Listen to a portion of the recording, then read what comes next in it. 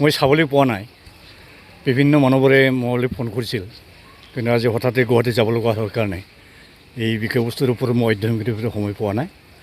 যিখিনি মানুহৰ পৰা শুনিছোঁ যে আমাৰ কোকৰাঝাৰ পাৰ্লিয়ামেণ্টাৰী কনষ্টিটুৱেঞ্চিটো মানে জনজাতিৰ কাৰণে সংৰক্ষিত আসন হিচাপে ৰাখাটো মই ধন্যবাদ জনাইছোঁ মই যথেষ্ট যেনেকৈ আমি কষ্ট কৰিছোঁ আমি সুফল পাইছোঁ বুলি মই ধন্য মানিছোঁ আৰু কি ইলেকশ্যন কমিশ্যনলৈ অশেষ ধন্যবাদ জ্ঞাপন কৰিছোঁ কিন্তু আনহাতেদি 2007 চনত এই ডেভেলপমেণ্ট কমিশ্যন বহু হৈছিল under the chairmanship of Kuldeep Singh Kokrajhar আৰু ওদালগুৰি নামৰ দুটা পাৰ্লিয়ামেণ্টাৰী কনষ্টিটুৱেঞ্চি আমাক দিয়া হৈছিল তেতিয়াহ'লে যদি ওদালগুৰি লোকসভা সমষ্টিক মানে ইয়াৰ অস্তিত্বক নিষেধ কৰি দৰং নামৰ নতুন যে লোকসভাৰ সমষ্টি নিৰ্ধাৰণ কৰিছে সেইটো অতি দুৰ্ভাগ্যজনক হৈছে সেইটো মই তীব্ৰভাৱে নিন্দা কৰিছোঁ যদি দৰকাৰ পৰে আমি সুপ্ৰিম কোৰ্টত গৈ হ'লেও আমি জাষ্টিছ পাবৰ কাৰণে আমি পিয়াল দাখিল কৰিব বাধ্যত পৰিম ছেগমেণ্টৰ ক্ষেত্ৰত যেহেতু ভাৰতৰ সংবিধানৰ ৬ষ্ঠ অনুসূচীৰ অধীনত আমাৰ BTG গঠন কৰা হৈছিল হিচাপে আৰ্টিকল 332 মতে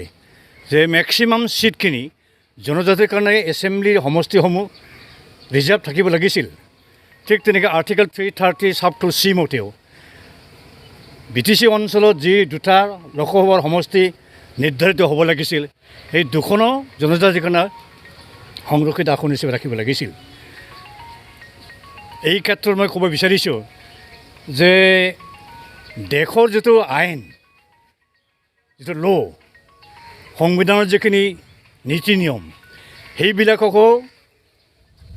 মানে নমনাকৈ মানে ইয়াৰ বিৰুদ্ধে গৈ যি ডেলিমিটেশ্যন প্ৰক্ৰিয়া চলিছিল তাৰ যিটো ফলাফল যোৱাকালি ঘোষণা কৰা বুলি জনসাধাৰণ ৰাইজে যিখিনি জানিব পাৰিছে সি অতি দুৰ্ভাগ্যজনক হৈছে এটা কথা ইয়াত উল্লেখ কৰিবলগীয়া বিষয়টো হ'ল 2022 চনৰ 27 ডিচেম্বৰত ইলেকশ্যন কমিশ্যনে এটা প্ৰেছ বিজ্ঞপ্তি জাৰি কৰিছিল সেই প্ৰেছ বিজ্ঞপ্তিত কোৱা হৈছিল যে 2023 চনৰ 1 জানুৱাৰীৰ পিছত কোনো নতুন জিলা নতুন সাব ডিভিজন আনকি ৰেভিনিউ গাঁওখনত সৃষ্টি কৰিব নোৱাৰিব আমাৰ BTC সৃষ্টি হ'ল 2003 চনতে সেই হিচাপে যে কোকৰাঝাৰ আৰু ওদালগুৰি সমষ্টি নামৰ দুখন সংসদীয় সমষ্টি ৰিজাৰ্ভ আমি পাব লাগিছিল আৰু 14খন যদি বিধানসভাৰ সমষ্টি নিৰ্ধাৰণ কৰিছে 15টা তাৰে ভিতৰত কমপক্ষেও 12-13খনমান বা 14খনমান আসন জনজাতিৰ কাৰণে সংৰক্ষিত আসন ৰাখিব লাগিছিল সেইকাৰণে এই ৰিজাল্টবোৰ দেখি মই যথেষ্ট দুখ পাইছোঁ দৰকাৰ পৰিলে আমি সুপ্ৰিম কোৰ্টত গৈ হ'লেও আমি পিয়াল দাখিল কৰিবলৈ আমি বাধ্যত পৰিম আমি যিটো বুজিছোঁ যে বৰ্তমানৰ যিটো শাসকীয় দল বা বিজেপি চৰকাৰ অসমৰ নিজৰ সুবিধাৰ কাৰণে আৰু বিশেষ এটা সম্প্ৰদায়ৰ স্বাৰ্থৰ খাতিৰত অতি মানে হেষ্টিলি এই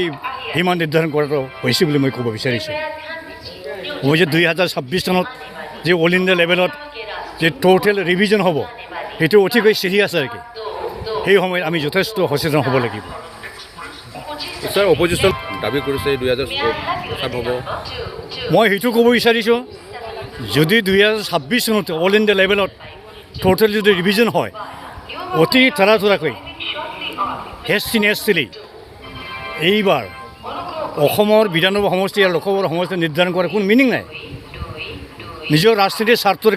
কাৰণে এইটো কৰা হৈছে বুলি ময়ো ক'ব বিচাৰিছোঁ HS উথ্ৰিসাৰনাय फरायसाफोरनि थाखाय गोजोनथाव खौरां BA सेथि सेमिस्टारनि थाखाय बेसेन नाङाजासे मुं थिसननाया गबिन्द बसुमतारी कलेज जारागुरियाव सोलिगासिनो इंराजि 2023-24 गोदान सोलोंथाइ बोसोरनि थाखाय BA सेथि सेमिस्टारनि मुं थिसननाया गसाइगाव महकुमानि सिङाव थानाय गबिन्द बसुमतारी कलेज जारागुरियाव बेसेन लायाजासे सोलिगासिनो दं